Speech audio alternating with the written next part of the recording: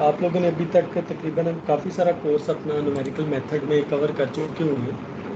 तो आपको अब तक इसमें क्या सीखने का मौका मिला है, या कोई ऐसा टॉपिक जिसको आपने सबसे ज़्यादा लाइक किया हो?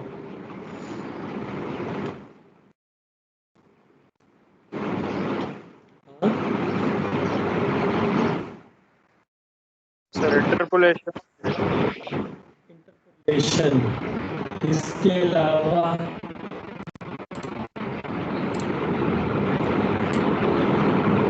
देखिए, ये जो आपके पास इंटरपोलेशन है ना, ये या जिस तरह का न्यूमेरिकल मेथड वाला कोर्स आप लोग ये पढ़ रहे हैं, ये एक्चुअली ये समझिए कि आपके पास प्रोटोटाइप कोर्सेज हैं, ठीक है। और इनके बारे में हाउ नो होना, ये आपको फ्यूचर में अगर आप कोई न्यूमेरिकल मेथड्स वगैरह अप्लाई करते हैं तो एटलीस्ट आपको फिर बेसिक्स की ज़रूरत नहीं पड़ती है, क्योंकि जो न्यूमेरिकल मेथड्स रिसर्च लेवल पे यूज़ होते हैं वो एक डिफरेंट क्राइटेरिया और डिफरेंट आप उसको फिनोमिना कह लें। और जो प्रोटोटाइप हैं, और जैसा कि आपने देखा होगा, ये मोस्टली हमने जितने भी केसेस इसमें डील किए न्यूमेरिकल मेथड में, वो अभी तक सारे के सारे 1D का केस है, ठीक। लेकिन ये 1D को हम 2D पे भी एक्सटेंड कर सकते हैं, और 2D से हम फर्दर फिर 3D में भी जा सकते हैं। आपको पता है मोस्ट ऑफ द प्रॉब्लम जो है वो 3D होती हैं। तो आपको कभी एक्सपीरियंस हुआ है कि न्यूमेरिकल मेथड को कहीं आपने यूज़ किया हो? अभी न्यूमेरिकल मेथड्स को अगर आपने यूज़ किया हो अपनी किसी मीन कोई रिसर्च प्रॉब्लम आप लोगों ने कभी सॉल्व की है? हाँ, जी सर, रिसर्च प्रॉब्लम। बेसिकली वो मैशेस वगैरह के बारे में पता चला गया है। एनसिस वगैरह में जिस तरह मैशेस के थ्रू जो है सारा सोल्यूशन हम फाइंड करते हैं, तो उसके बारे में लाइक बहुत सारा नो हाउ एंड आइडिया हो गया था। तो आप लोगों ने इससे पहले कभी न्यूमेरिकल मेथड अपनी किसी प्रॉब्लम के लिए यूज़ भी किए हैं?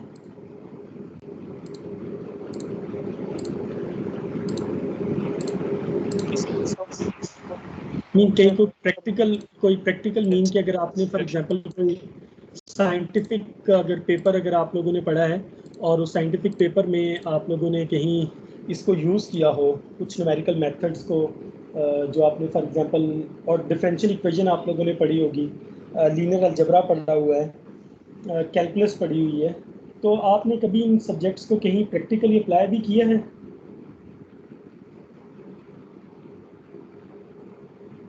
हम्म? सर अभी कर रहे प्रोजेक्ट्स में। अच्छा, अभी प्रोजेक्ट्स वगैरह कर रहे हैं, सही। देखिए, इसमें मैं आप लोगों के साथ अभी एक पेपर एक शेयर करता हूँ। ये पेपर बेसिकली है तो इंटरपोलेशन से रिलेटेड, लेकिन ये आप लोगों का काइंड ऑफ फाइनल प्रोजेक्ट है। इसका एक पार्ट तो हम लोगों ने इस पेपर का कवर कर लिया है, लेकिन इसमें एक सेकंड पार्ट इसमें रहता है, वो हमने अभी उसको कवर करना है, ठीक है। वो आपके पास जैसे आपने देखिए अभी तक इंटरपोलेशन पड़ी है, और फिर इंटरपोलेशन के बाद हमारे पास कुछ आगे जाके जब आप कुछ न्यूमेरिकल मेथड्स पढ़ेंगे, जैसे उसमें आइलर्स मेथड है, जो कि डिफरेंशियल इक्वेशंस को सॉल्व करने के लिए हम बेसिकली यूज़ करते हैं। और मैंने अभी रिसेंटली आपको एक असाइनमेंट भी दी है, जिसमें हमने नेचुरल सप्लाइन को बेसिकली यूज़ करना है। नेचुरल, मैं शायद उसमें असाइनमेंट में मेंशन करना भूल गया हूँ, मैं उसको दोबारा से एडिट करके मेंशन कर दूंगा कि आपने नेचुरल सप्लाइन यूज़ करनी है, और आपने कंपैरिजन करना है between the Lagrangian interpolation and cubic spline interpolation, ठीक है। और इसके लिए आपने एग्जांपल वही यूज़ करनी है, या डाटा वही यूज़ करना है जो इससे पहले आप लैग्रांज इंटरपोलेशन में यूज़ कर चुके हुए हैं, ठीक। वही इवन ऑड नंबर वाला डाटा। और काइंडली इसमें आपने ये करना है कि आपने अच्छा ये करना है कि आपने जो टेबल एंड पे बनाना है, आपने कंक्लूजन देना है कि इन दोनों में से कौन सी इंटरपोलेशन जो है वो बेटर है। Either cubic spline interpolation is better, और the Lagrange interpolation is better, ठीक। तो उसका कंपैरिजन आपने थ्रू एरर कंप्यूटेशन देना है। आपने इससे पहले लैग्रांज के लिए एरर फाइंड किया था, तो सेम आप क्यूबिक सप्लाइन इंटरपोलेशन के लिए भी आप एरर फाइंड आउट करेंगे। ठीक, तो ये आप लोगों ने इसमें परफॉर्म करनी है क्यूबिक सप्लाइन इंटरपोलेशन। तो इससे रिलेटेड एक पेपर है जो जिसमें क्यूबिक सप्लाइन इंटरपोलेशन ही यूज़ की गई है, और बेसिकली कोविड-19 का जो डाटा है 5 डिफरेंट कंट्रीज़ का वो डाटा यूज़ किया गया है। तो मैं उसके लिए आपको एक दिखाता हूँ, एक पेपर है मेरे पास, मैं उसको आपके साथ शेयर करता हूँ। जस्ट 1 मिनट वेट कीजिएगा।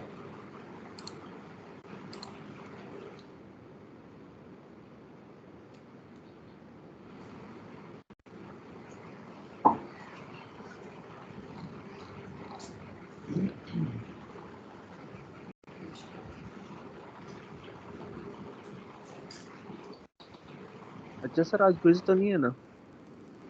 जी, क्विज? क्विज आप लोगों का कल होगा ना? ठीक है सर। वो मुझे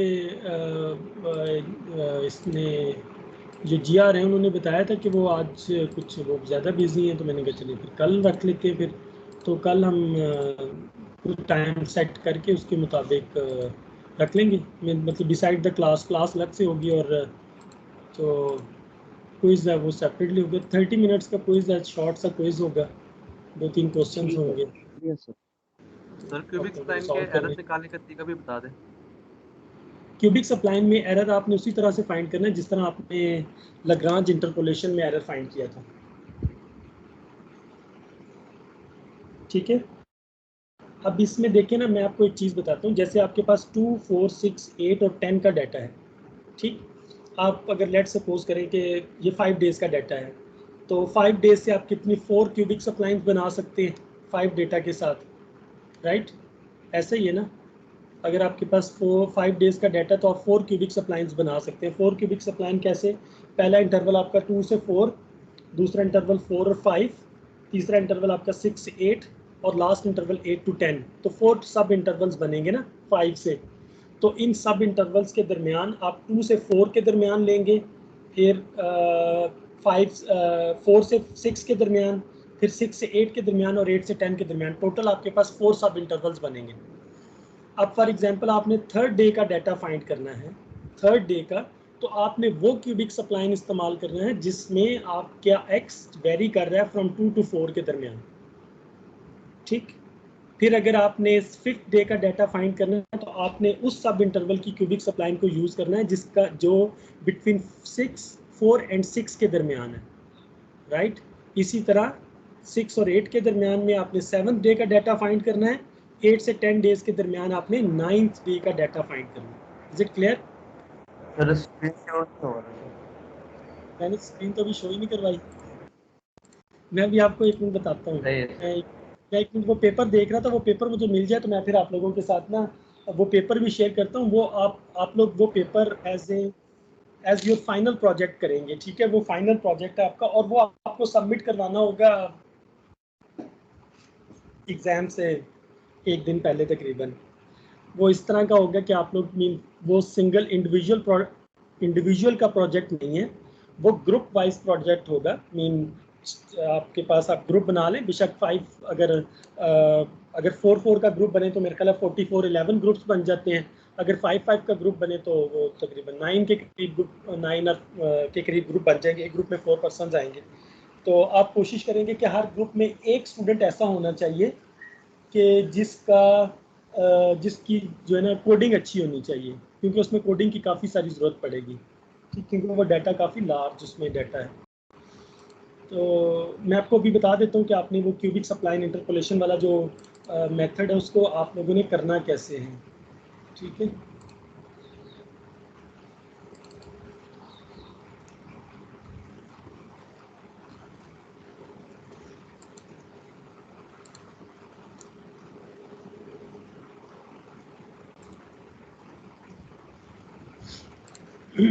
एक मिनट ज़रा होल्ड कीजिएगा, मैं वो पेपर देख लूँ मुझे कहाँ रखा है मैंने इसे।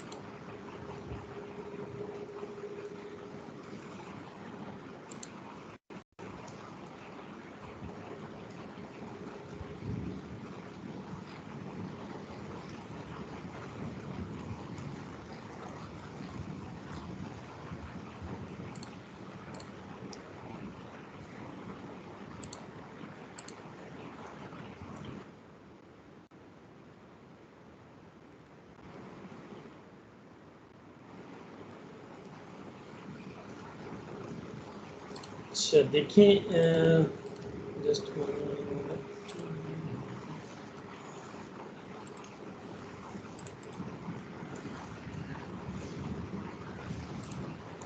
अच्छा, मुझे इसका आइडिया नहीं है कि आप लोगों ने इससे पहले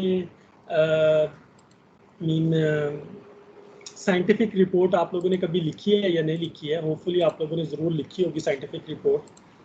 तो इसमें ये अब आपको स्क्रीन नज़र आ रही है जी? स्क्रीन विजिबल है सबको?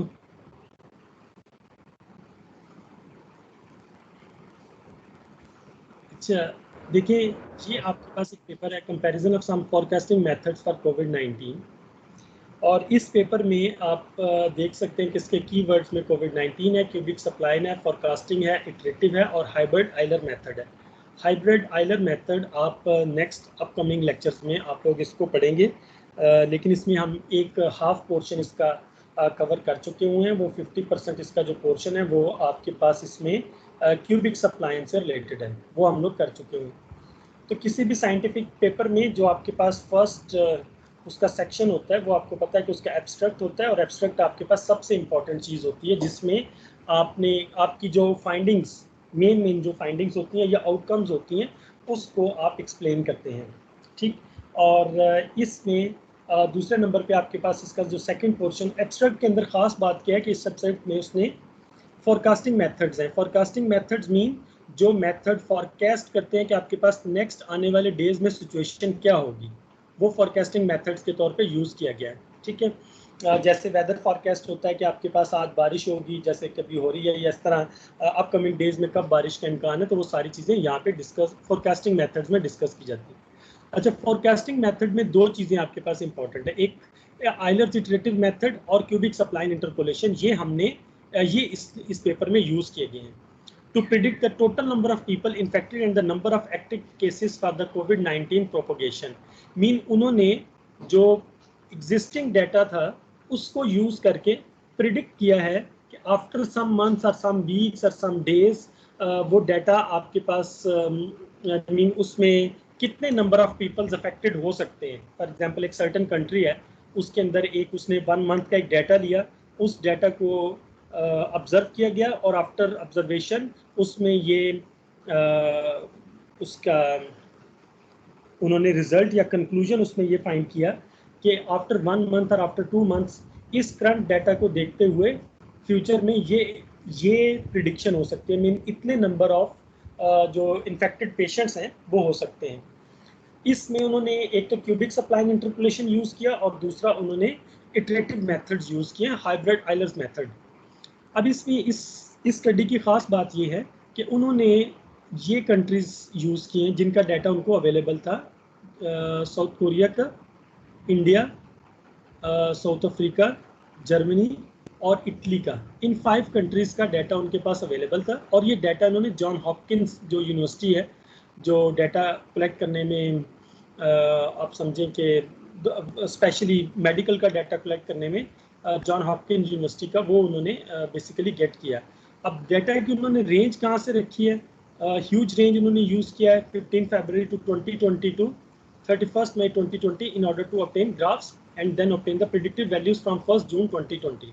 ठीक, उन्होंने जो अवेलेबल डाटा था 15 फरवरी से लेके 31 मई तक, जो डाटा जितने डेज में जो अवेलेबल डाटा था उसको उन्होंने यूज़ किया as jump start, mean start में उसको उन्होंने वो डाटा लिया, और उन्होंने 1 जून से लेके 21 जून 2020 से लेके ऑनवर्ड उन्होंने प्रिडिक्शंस की कि आने वाले मंथ्स में क्या सिचुएशन हो सकती है कोविड की। ये इन स्पेसिफिक कंट्रीज से रिलेटेड है। और जो आपके पास नेक्स्ट जो पार्ट इसमें इंपॉर्टेंट होता है वो आपके पास होता है इंट्रोडक्शन। इंट्रोडक्शन में आप प्रीवियस जो भी काम हुआ होता है उस सर्टन एक प्रॉब्लम से रिलेटेड आप उसको हाईलाइट करते हैं। जैसे आप देखो कि कोरोना वायरस जैसे सार्स एंड मर्स इससे पहले आए थे, तो उस पर भी रिसर्च की गई थी और उसमें भी पता किया गया कि how many number of peoples are infected, और कैसे ग्रुप उसमें ग्रुप इन्फेक्शन कैसे होता है या सिंगल पर्सन की इन्फेक्शन कैसे हो सकती है, तो वो सारा उसने इसकी हिस्ट्री एक किस्म की दी गई होती है, प्रीवियस वर्क जो इंट्रोडक्शन में डिस्कस होता है। मैंने जो इसमें आप लोगों के साथ डिस्कस करना है वो है आपके पास, देखिए इसमें उन्होंने द परसेंटेज प्रिडिक्शन एरर, उन्होंने परसेंटेज प्रिडिक्शन एरर कैलकुलेट की है by using the relative error. Simply you can see that recorded values जो उनको एक्चुअली अवेलेबल डाटा था माइनस प्रिडिक्टेड वैल्यूज जो उन्होंने प्रिडिक्ट किया divided by recorded value multiply by 100%, ये उन्होंने इसको सेट किया, रिलेटिव एरर के तौर पे सेट किया। यहाँ पर उन्होंने PRE ये फोरकास्टिंग के लिए कौन सा मेथड यूज हुआ है जी? फोरकास्टिंग प्रेडिक्शन के लिए सर कौन सा मेथड यूज हुआ है इसमें? इसमें उन्होंने क्यूबिक सप्लाइन और हाइब्रिड आइलर मेथड यूज किया है। क्यूबिक सप्लाइन से इंटरपोलेशन बनाई है और फिर उस इंटरपोलेशन को यूज करके उन्होंने हाइब्रिड आइलर मेथड यूज किया है और फ्यूचर की वैल्यूज को प्रेडिक्ट किया है। ठीक, न्यूमेरिकल मेथड, इसमें फ्यूचर की वैल्यूज को प्रेडिक्ट किया गया है। सर तो इंटरपोलेशन के थ्रू अगर हम फ्यूचर वैल्यूज प्रेडिक्ट करेंगे सर, ये तो बहुत बड़ा इसमें जो है एरर का चांस होता है।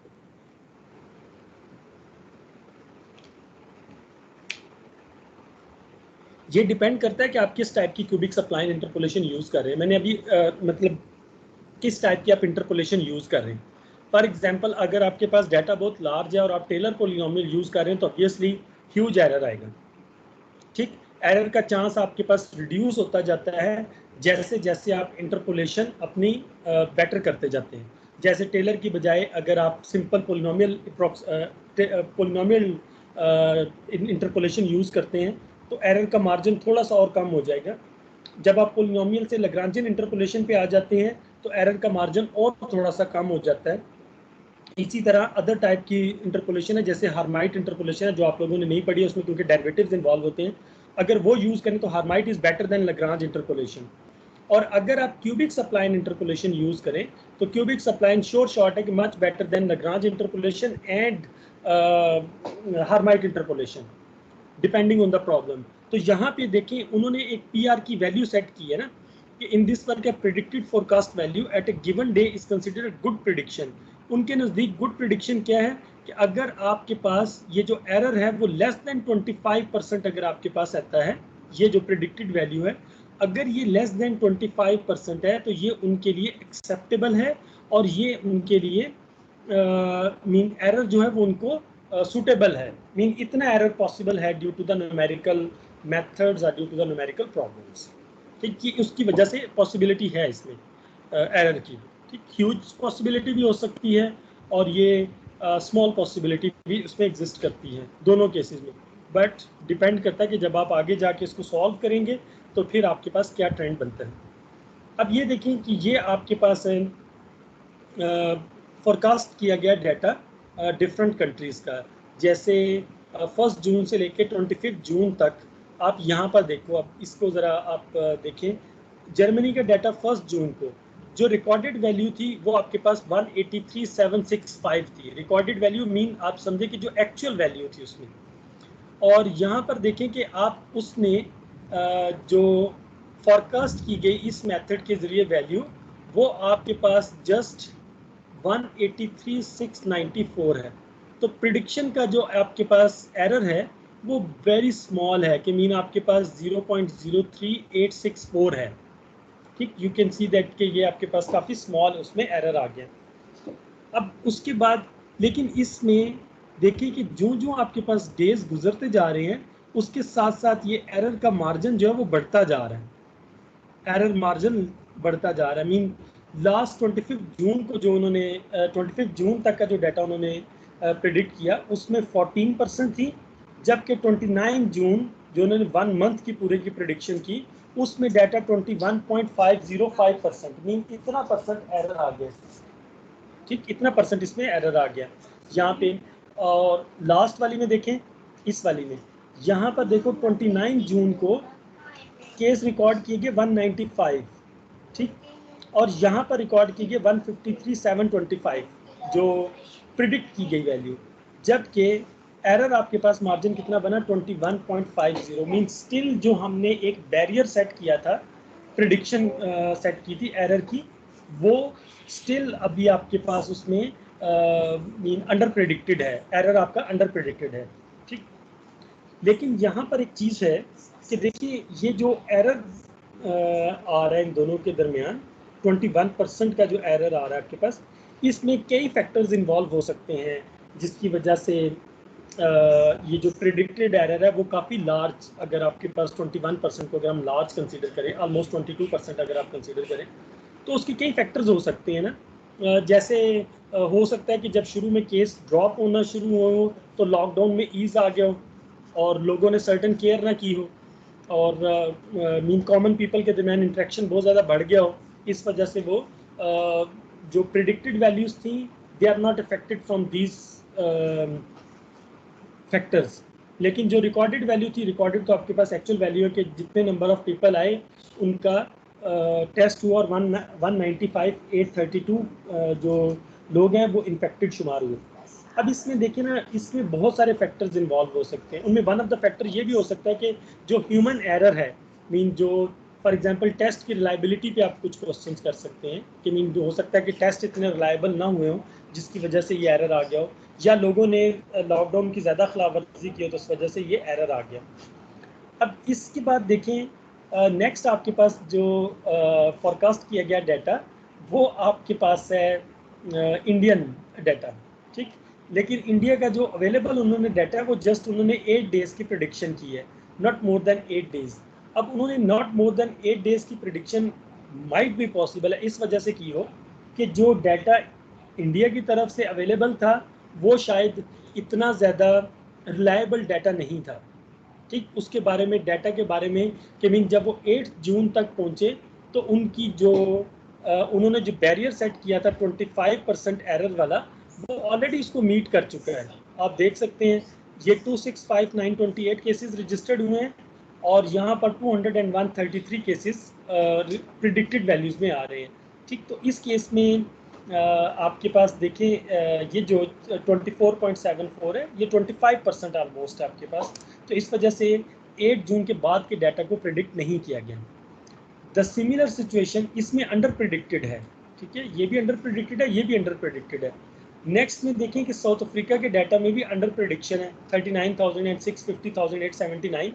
माइट भी पॉसिबल है कि इसमें हमारे पास कुछ फैक्टर्स ऐसे इन्वॉल्व हो कि जिनको कवर ना किया गया हो, तो एरर अगर आपके पास मोर देन 25% आ जाए तो वो डाटा आपके पास यूजलेस है, तो इसलिए उसको ड्रॉप कर दिया गया, ठीक। अब इसमें जो साउथ कोरिया है उसका डाटा बहुत इंटरेस्टिंग डाटा है।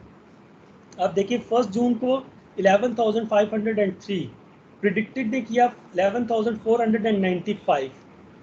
तो जो आपके पास डेज गुजरते गए, जैसे आप डेज आप देखें आप 10 की तरफ और 11 की तरफ आप जाते गए, तो उसमें क्या हुआ कि आपके पास एरर जो है वो बढ़ता जा रहा है।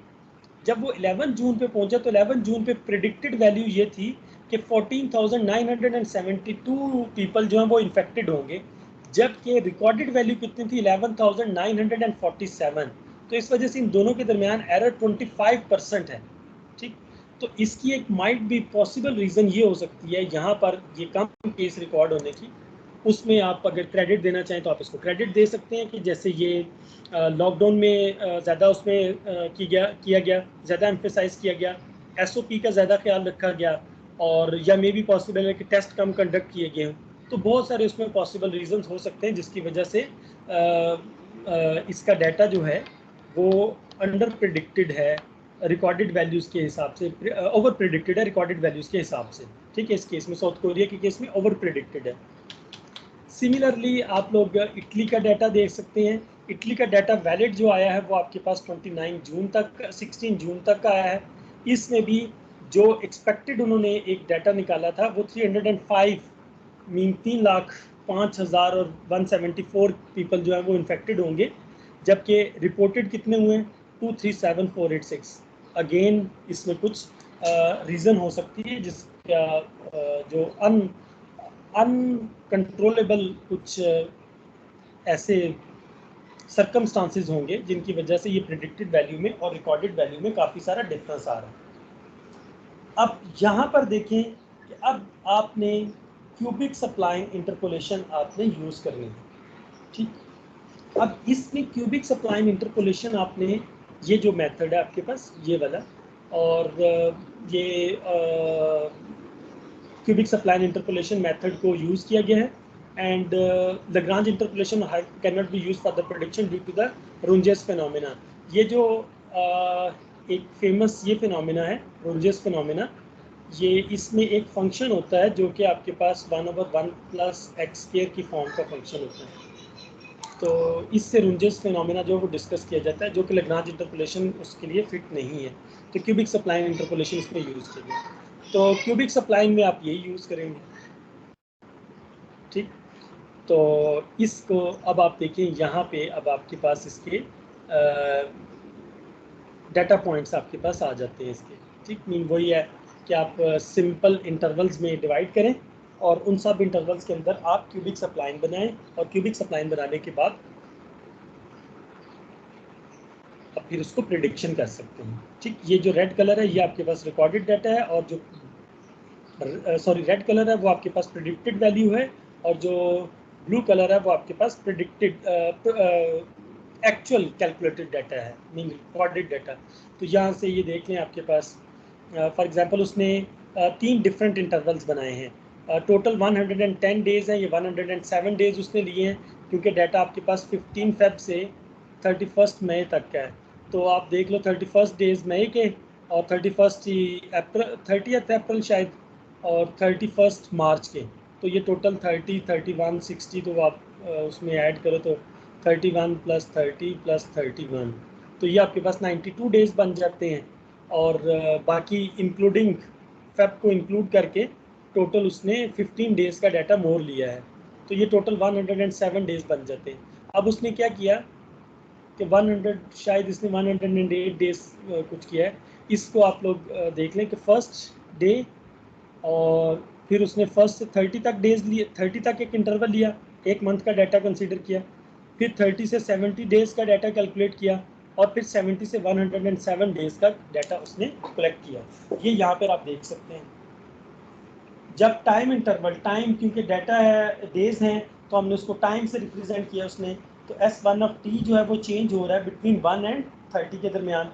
फिर नेक्स्ट जो S2 सेकंड क्यूबिक सप्लाइन आपने बनाई, वो वेरी कर रही है between the interval 30 to 70, and last is 70 to 171 के दरमियान आ जाता है, ठीक। तो ये आपके पास क्यूबिक सप्लाइन इंटरपोलेशन इसमें यूज़ होती है, और ये कुछ इसके ग्राफ्स बनाए गए हैं, ठीक है। और ये उन्होंने प्रिडिक्ट किया ऑलमोस्ट 108 डेज़ का डाटा, ठीक, 108 डेज़ का डाटा उन्होंने प्रिडिक्ट किया है। मीन जितना डाटा उन्होंने लिया था 107 डेज़ का, उससे 1 मोर उसने डाटा 108 डेज़ का डाटा प्रिडिक्ट किया है। तो आप लोग देख सकते हैं इसमें काफ़ी अच्छा कंपैरिजन है, मीन क्लोज वैल्यूज़ हैं, इतना ज़्यादा डिफरेंस उसमें अपीयर नहीं हो रहा, क्योंकि ये वैल्यूज़ ऑलरेडी स्केल पे लार्ज हैं। अब आप देखो इसमें आइलर्स मेथड है, ये आप लोगों ने इसमें बाद में पढ़ना है, तो हम इस आइलर मेथड को फर्दर इंशाल्लाह इसमें डिस्कस करेंगे कि हमारे पास आइलर्स मेथड हम कैसे यूज़ कर सकते हैं, और स्पेशली हाइब्रिड आइलर मेथड हम कैसे यूज़ कर सकते हैं। जी, इससे रिलेटेड अगर किसी का क्वेश्चन है तो काइंडली क्वेश्चन अपना पुट करना है।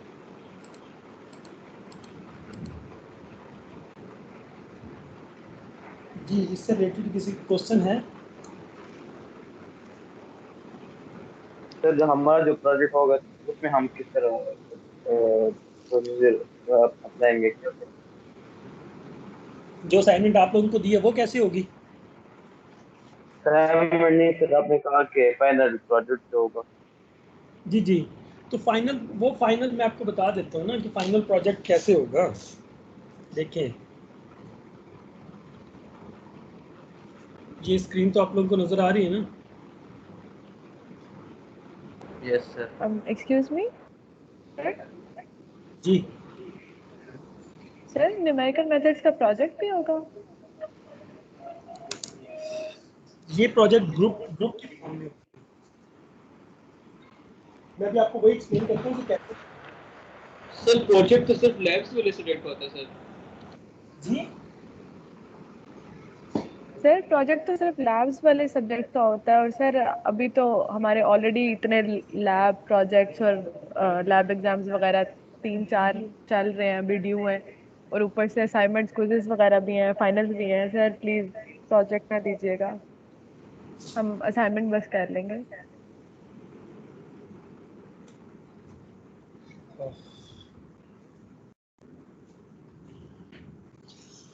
सर इसको कर लेना चाहिए था उनके पास, अगर अपने ग्रुप के फॉर्म में करना, इंडिविजुअल प्रोजेक्ट्स तो है नहीं है। सर लेकिन आप लाइक पहले अगर दे देते तो हम कर लेते, लेकिन अब तो सिर्फ 2 हफ्ते रह गए और अभी भी हमारा इतनी चीजें ड्यू है, लाइक जो हमारी लैब एग्जाम्स ड्यू है, सारे प्रोजेक्ट्स ड्यू है, लैब वाइवास ड्यू है। मिड्स ना होने की वजह से सब कुछ आखिरी 2 वीक्स में हो रहा है। तो अगर आप पहले देते थे तो हम कर लेते, लेकिन अभी काफी लेट हो गया सर, फाइनल्स की भी दूसरा तैयारी करनी है। असाइनमेंट्स और क्विज भी सारे एंड पे उन्होंने दे दिए ना, सारे कंप्लीट करने हैं उन्होंने, तो उसकी वजह से भी हम करना बहुत मुश्किल है। सर देखिए बात ये है कि सर जिनका प्रोजेक्ट होता है वो बहुत जल्दी बता देते हैं सर, आप बहुत लेट कर दिया आपने सर, तो इसलिए आप असाइनमेंट ले लें। चलिए सही है। अच्छा ये देखिए जी, इसकी बैटरी कितनी रखेंगे अगर प्रोजेक्ट आप लेते हैं? यार प्रोजेक्ट यही था कि प्रोजेक्ट की रिप्लेसमेंट आपका, अगर आपका क्विज ठीक नहीं होता है, किसी की असाइनमेंट ठीक नहीं होती, तो उसकी रिप्लेसमेंट हो जाती। बहरहाल एनीवे ठीक है, इसको छोड़ दें आप लोग। देखिए चलिए, जो आज की असाइनमेंट मैंने आप लोगों को दी है, वो आप लोगों ने एक तो उसको ये जो क्यूबिक सप्लाइन की असाइनमेंट है, इसको आप देख लें।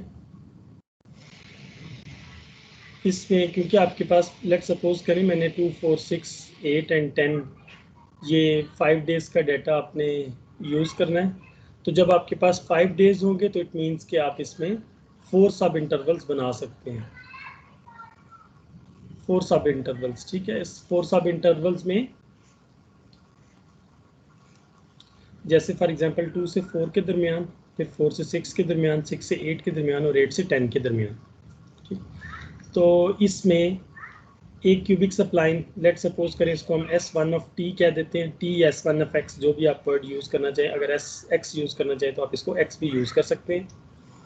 सेकंड, इसमें 4 से 6 के दरमियान आप सब इंटरवल लें। इसमें X आपका वेरी कर रहा है 2 से 4 के दरमियान, इसमें X आपका वेरी कर रहा है 4 से 6 के दरमियान, इसमें X आपका वेरी कर रहा है बिटवीन 6 एंड 8, ठीक है। नेक्स्ट में तो इसमें आप फाइंड करेंगे S2 of T, S2 of X, और जो थर्ड इंटरवल होगा उसमें आप फाइंड करेंगे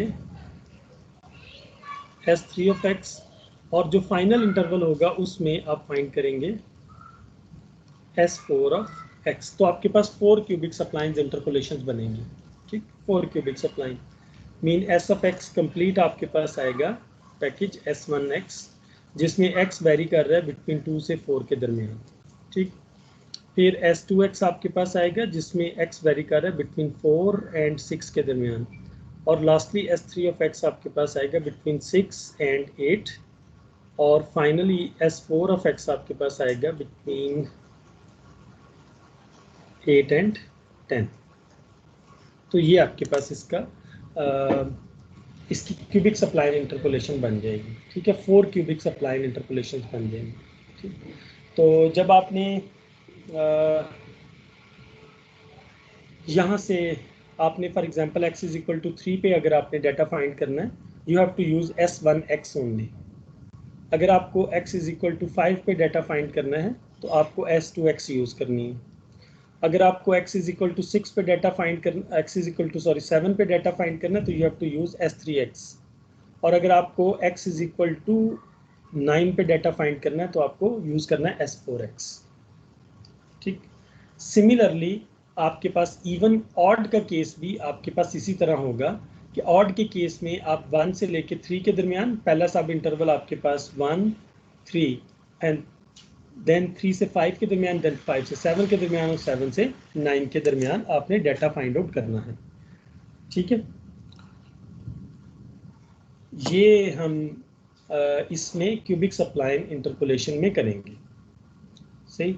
और इसमें आप लोग कोशिश करें कि आप नेचुरल सप्लाइन यूज़ कर लें जी। जिसका E1 होगा तो वो इंटरपोलेशन 3, 5, 7, 9 पे करेगा। नहीं, जिसका इवन होगा वो 2, 4, 6, 8 के लिए इंटरपोलेशन करेगा ना। सर आपने नीचे लिखा है कि 3579, इसका क्या मतलब है सर? ये मैंने ये लिखा है कि जब आप S1x बना लेंगे 2 से 4 के दरमियान, तो आपने अगर at x is equal to 3 पे वैल्यू प्रिडिक्ट करनी है या फाइंड करनी है, तो आपको क्या करना पड़ेगा, आपको ये वाली S1x सिर्फ यूज करनी है। इसमें x को 3 रिप्लेस करके आप वैल्यू फाइंड करेंगे। समझ गए? यस। तो ये आपकी असाइनमेंट थी और इसमें यही आप लोगों ने करना है और इसको आप ड्यू डेट में जमा करवा दें। अच्छा, लास्ट टाइम आप लोगों ने पावर मेथड पढ़ लिया था आइगन वैल्यूज से रिलेटेड?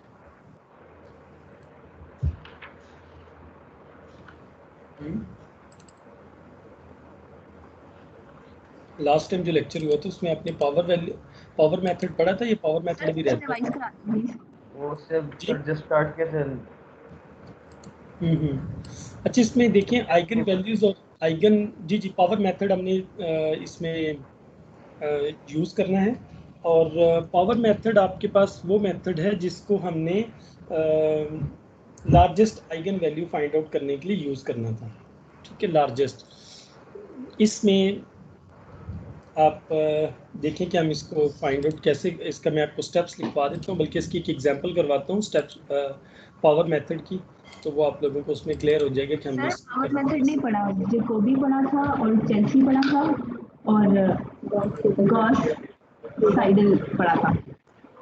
उसमें eigen values and eigen vectors मेरे ख्याल हमने स्टार्ट कर लिए थे। मैंने आइगन वैल्यूज और आइगन थोड़ा सा शुरू, ठीक है, उसमें पावर मेथड से स्टार्ट किया था, तो उस वक्त आपकी क्लास फिनिश हो गई थी कि to find the largest eigen value, right. उसमें लार्जेस्ट आइगन वैल्यू फाइंड करने के लिए हमने पावर मेथड को यूज़ करना है। तो वो हम देख लेते हैं कि हमने पावर मेथड को कैसे यूज़ करना है। देखिए, बेसिकली आपके पास आइगन वैल्यूज़ की आइगन वैल्यूज़ और आइगन वेक्टर्स की काफ़ी सारी एप्लीकेशंस एग्जिस्ट करती हैं, जिसके बारे में प्रीवियसली बात भी की थी। और आपके पास देखिए कैरेक्टरिस्टिक इक्वेशन बनती है, और कैरेक्टरिस्टिक इक्वेशन क्या होती है कि ax is equal to lambda times x। और हमारे पास 3 डिफरेंट किस्म के केसेस बनते हैं कि अगर लैम्डा हमारे पास ग्रेटर देन लैम्डा अगर हमारे पास रियल हो और ग्रेटर देन 1 हो, तो इसका मतलब ये होगा कि a जो वेक्टर a जो मैट्रिक्स है वो x को स्ट्रेच कर देगा, mean x is stretch by that factor lambda. जी जी सर, आप कुछ लिख रहे हैं? नहीं, मैं लिख नहीं रहा, मैं सिर्फ आपको बता रहा हूँ, लिख नहीं रहा अभी। अच्छा, इसमें मीन ये हमारे पास 3 डिफरेंट उसके मेथड्स हैं जिसमें हमने फाइंड आउट करना था। जैसे हमारे पास 3 डिफरेंट किस्म के केसेस बन सकते हैं ना। उसमें से एक केस आपके पास ये था कि आप अगर लैम्डा आइगन वैल्यू अगर आपके पास रियल हो और वो ग्रेटर देन 1 हो, तो उस केस में ए जो है वो आपके जो ये मैं इसको एक मिनट जरा अभी लिखता हूँ तो आपको बताता हूँ कि इसमें आइगन वैल्यूज और आइगन वेक्टर का जो रोल था, eigen values and eigen vectors. आपने इस टाइप की इक्वेशन पढ़ी थी कि ax is equal to lambda times x। ठीक, कि अगर हम किसी मैट्रिक्स a को ऑपरेट करें एक वेक्टर x के ऊपर, तो इस मैट्रिक्स का इस x के ऊपर, इस वेक्टर के ऊपर क्या इफेक्ट होता है, तो वो इफेक्ट बेसिकली हम कैलकुलेट करते हैं इस लैम्डा से, लैम्डा टाइम्स x। लैम्डा एक आपके पास स्केलर है और ये पॉजिटिव नेगेटिव दोनों पॉसिबिलिटीज हैं, इसमें पॉजिटिव भी हो सकता है नेगेटिव भी हो सकता है। तो इस केस में ये जो लैम्डा है ये बेसिकली आपको 3 डिफरेंट टाइप्स के आपको समझे कि देता है, इंफॉर्मेशन देता है। जैसे अगर आपके पास लैम्डा रियल हो और लैम्डा ग्रेटर देन 1 हो, तो ऑब्वियसली जब अगर आप किसी वेक्टर को किसी स्केलर जैसे 2 टाइम्स ऑफ x कर दें, तो ऑब्वियसली इसको स्ट्रेच कर देगा। ठीक, मीन उसकी लेंथ इंक्रीज कर जाएगी। ऐसा ही होगा ना, जब उसको आप 2 टाइम्स ऑफ x करेंगे तो वो स्ट्रेच कर जाएगा। लेकिन अगर यही लैम्डा अगर आपके पास बिटवीन 0 एंड 1 के दरमियान हो, 0 एंड 1 के दरमियान, तो इट्स मोस्ट प्रोबेबली कि ये आपके पास श्रिंक कर जाएगा। ठीक है, ये आपके पास मीन श्रिंक हो जाएगा, मीन उसकी लेंथ इंस्टेड ऑफ के आपके पास x की लेंथ इंक्रीज हो, वो श्रिंक हो जाएगी लाइक दिस, ठीक, मीन क्योंकि फैक्टर आ जाएगी ना। अगर लैम्डा 0 से 1 के दरमियान है, जैसे अगर आपके पास एक्स वेक्टर है, अगर लैम्डा आपके पास लेट सपोज करें 0.25 आ गया, 0.25 का मतलब है लैम्डा इज 1/4, तो एक्स की जो ओरिजिनल लेंथ थी उसको 1/4 टाइम्स उसने रिड्यूस कर दिया, तो ऑब्वियसली उसकी लेंथ कम हो जाएगी। तो ये श्रिंक वाला प्रोसीजर होता है। और थर्ड आपके पास एक अनदर टाइप का प्रोसीजर भी उसमें एग्जिस्ट करता है कि जिसमें हमारे पास लैम्डा अगर लेस देन 0 तो श्रिंक है, अगर वो 0 से 1 के दरमियान हो तो उसका भी इफेक्ट श्रिंक का ही होता है।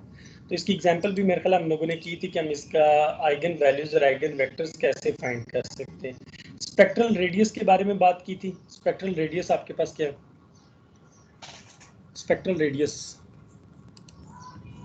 हाँ,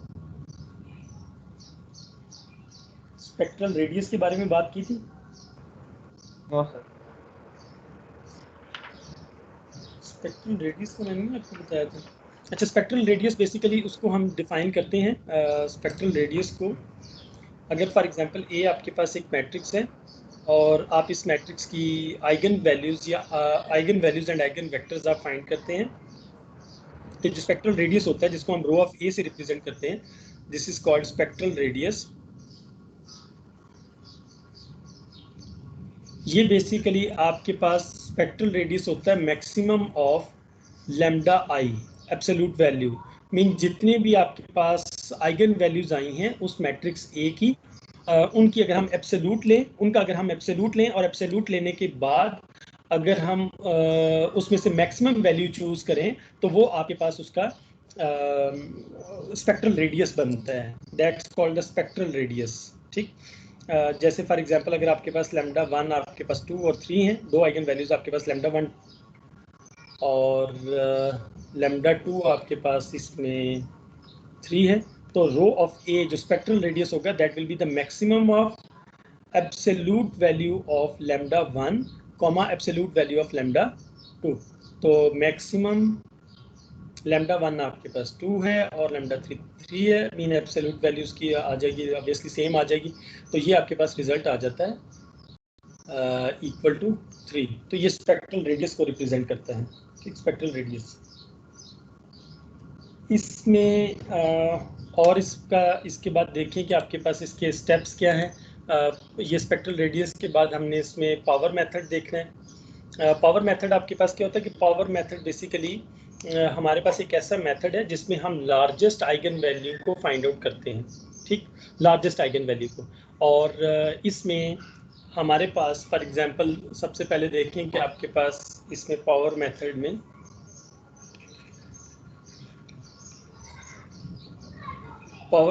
में आपके पास नंबर 1 ए एक मैट्रिक्स है, ए इज अ मैट्रिक्स, ऑब्वियसली एक स्क्वायर मैट्रिक्स होगा और इसमें इज अ स्क्वायर मैट्रिक्स, और इसके आपके पास लेट सपोज करें अगर ये 3x3 का ऑर्डर है या n×n ऑर्डर का अगर आपके पास मैट्रिक्स है तो इसकी lambda I where I is equal to 1 2 3 up to so on n distinct eigen values होंगी, ठीक है, उसकी डिस्टिंक्ट आइगन वैल्यूज होंगी लैम्डा आई।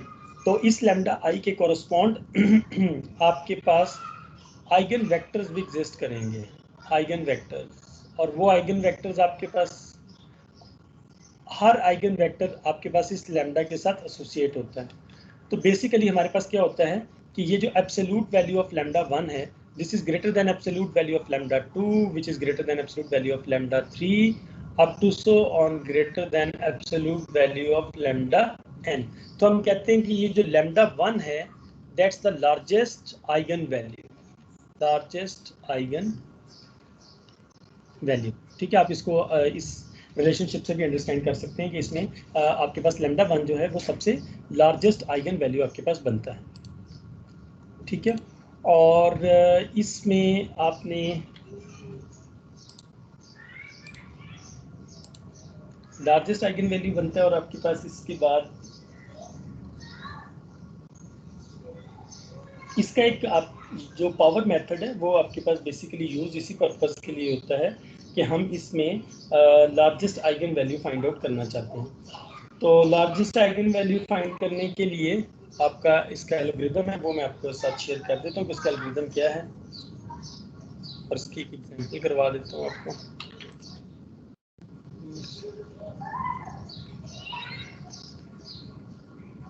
इसका एल्गोरिथम देख लें तो जल्दी से ज़रा, इसका एल्गोरिथम क्या है आपके पास। हमारी क्लास वैसे 3:40 पे एंड होती है। Yes sir.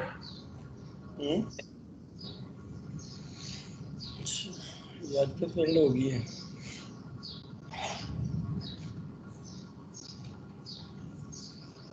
अच्छा, इसमें सबसे पहले आपके पास सिर्फ आप मुझे 2-3 मिनट दे दें, सिर्फ मैं आपको इसका एल्गोरिथम थोड़ा सा एक्सप्लेन कर देता हूँ, तो होपफुली आप लोग इसको ज़्यादा डिटेल में इसको नहीं करवा रहा।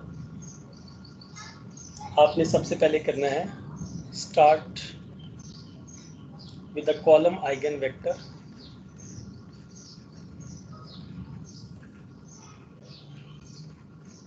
कॉलम आइगन वेक्टर xi आपके पास कोई आइगन वेक्टर है और उसकी लेंथ है of length n।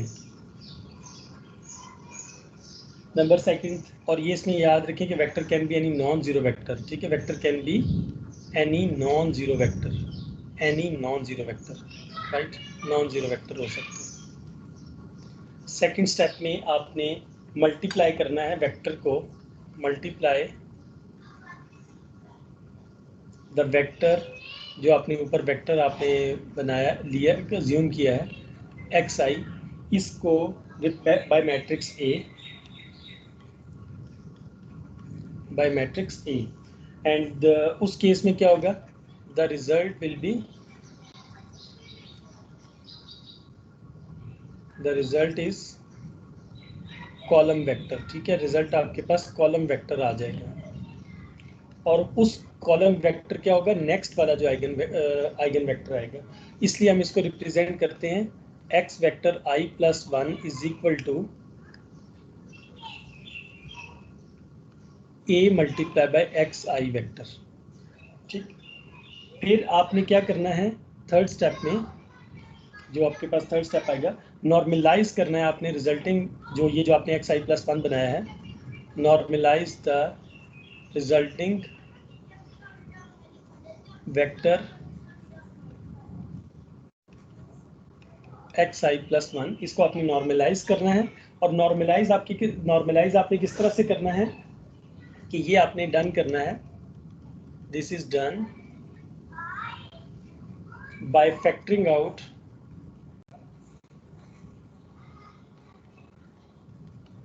The largest element in the vector,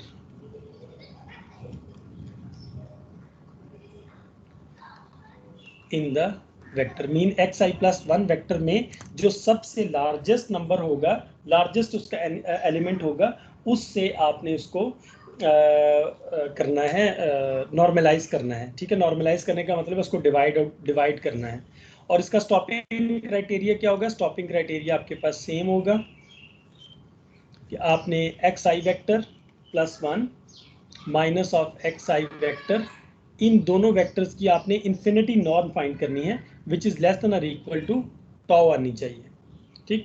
infinity norm मैंने आपको पढ़ाई थी, ठीक है, मैट्रिक्स की इन्फिनिटी नॉर्म क्या होती है, तो यहाँ पे वेक्टर की इन्फिनिटी नॉर्म है, वो आपने करनी है। अब इसमें सपोज कर लें कि आपके पास एक एग्जांपल है, जस्ट 1 और 2 मिनट्स में आपको एक एग्जांपल है। ए आपके पास एक मैट्रिक्स है जिसके कंपोनेंट्स हैं 4, 2, -2 और -2, 8, 1 एंड 2, 4, 4, 2, 4, -4। ये मैट्रिक्स आपके पास 3x3 का मैट्रिक्स है। स्टेप 1 में जब i इज इक्वल टू 0 है, आपने एज्यूम करना है x1 को। x1 आपके पास, x1 के अंदर उतने ही एलिमेंट्स होंगे जितना आपके पास ये मैट्रिक्स है, तो यूजुअली हम एज्यूम करते हैं 1, 1, 1, non zero matrix, non zero column vector. आपने ये आपने x1 बना दिया, ये उस केस है। जब i इज इक्वल टू 1 लें तो x2 आपके पास आएगा, x2 is equal to a multiply by x1। यहाँ से a की वैल्यू पुट करें, 4, 2, -2, 8, 1, 2, 4, -4 मल्टीप्लाई बाय कॉलम वेक्टर 1, 1, 1 है। तो इसको जब आप सिंप्लीफाई करें तो आपके पास x2 आ जाता है, x2 इज इक्वल टू 4, 7, 2, ये आफ्टर मल्टीप्लिकेशन आ जाएगा, आप इसको चेक कर सकते हैं। थर्ड स्टेप में आपने इसको क्या करना है, नॉर्मलाइज करना है बिफोर इसके आप इसको यूज करें। तो नॉर्मलाइज करने के लिए आपने क्या करना है, इसमें x2 का लार्जेस्ट फैक्टर क्या है, x2 has largest element in तीनों में, 472 में सबसे लार्जेस्ट एलिमेंट 7 है। तो आप x2 को पहले आप x2 से इसको नॉर्मलाइज कर लें। तो x2 आपके पास आएगा 7 और ये 4 डिवाइडेड बाय 7 करेंगे तो ये आपके पास 0.5714 आ जाएगा। 2 7 से डिवाइड करेंगे 1 और 2 से डिवाइड करेंगे तो ये आपके पास 0.2857, ये आपके पास 7 आ जाएगा। फिर सिमिलरली अब आपने जब नेक्स्ट में x2 को यूज करना है तो उस वक्त i इज इक्वल टू 2 होगा, तो आपके पास x3 is equal to a times x2 आएगा, a टाइम्स x2। तो जब आप इसको मल्टीप्लाई करवाएंगे, याद रखें आपने जो नॉर्मलाइज्ड वेक्टर है उसको यूज करना है। a के एलिमेंट्स 4 2 -2 -2 8 1 2 4 -4 टाइम्स x2। आपने ये जो नॉर्मलाइज्ड किया है ना ये यूज करना है, ये फैक्टर साथ नहीं आएगा, जस्ट आपने नॉर्मलाइज्ड वाला वेक्टर यूज करना है। वो 0.5714 0.2857, तो यहाँ से x3 आएगा। आप इस प्रोसेस को कंटिन्यू रखेंगे अनटिल अनलेस कि ये आपके पास अप्रोच कर जाए किसी खास नंबर को, या जब आप समझें कि अब आपके पास इसमें मज़ीद इसकी गुंजाइश नहीं है फैक्टर के चेंज होने की, तो सबसे लार्जेस्ट फैक्टर मीन जब ये फैक्टर जो आपके पास एक्स आई पे जो फैक्टर आया है और उसके बाद एक्स आई प्लस 1 पे जो फैक्टर आया है और फिर एक्स आई प्लस 2 पे जो फैक्टर आया, अगर ये दोनों फैक्टर्स आपस में मैच कर जाते हैं, मीन ये वाला जो फैक्टर बाहर आ रहा है, तो इसको हम कहते हैं कि ये हमारे पास लार्जेस्ट आइगन वैल्यू है, एस्टिमेटेड लार्जेस्ट आइगन वैल्यू है। ठीक, और याद रखें कि आइगन वेक्टर जो है वो आपके पास आपने क्या बताया जो मैच कर जाते हैं वाला पॉइंट, मैच कर जाने वाला पॉइंट आपके पास ये है कि जो आप जिस नंबर से फैक्टराइज करवाते जाएंगे, फॉर एग्जांपल इसको अगर आप सिंप्लीफाई करें तो x3 का रिजल्ट आपके पास x3 is equal to a multiply by x2, इसका रिजल्ट मेरे पास आया था 7.1429 टाइम्स इसका जो मल्टीप्लिकेशन के बाद और नॉर्मलाइजेशन, मैं आपको उसको बता देता हूँ, ये बेसिकली हमारे पास ये आया था। जब हमने इन दोनों को मल्टीप्लाई करवाया तो रिजल्ट हमारे पास आया 3.7143 और 7.1429 और 4। तो अब आप इसमें देख लें सबसे लार्जेस्ट ये है, तो x3 को आप मल्टीप्लाई करवाएं 7.1429 से और इसको डिवाइड भी करवा दें अंदर हर एलिमेंट को 7.1429 से, तो वो आ जाएगा 0.521 और 0.56।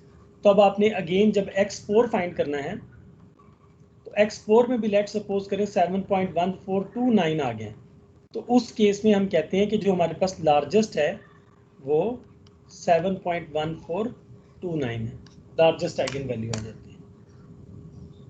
ये हमारा केस होता है पावर्स मेथड वाला। ठीक है जी, ये आज की क्लास यहीं तक थी, सी यू नेक्स्ट टाइम इंशाल्लाह।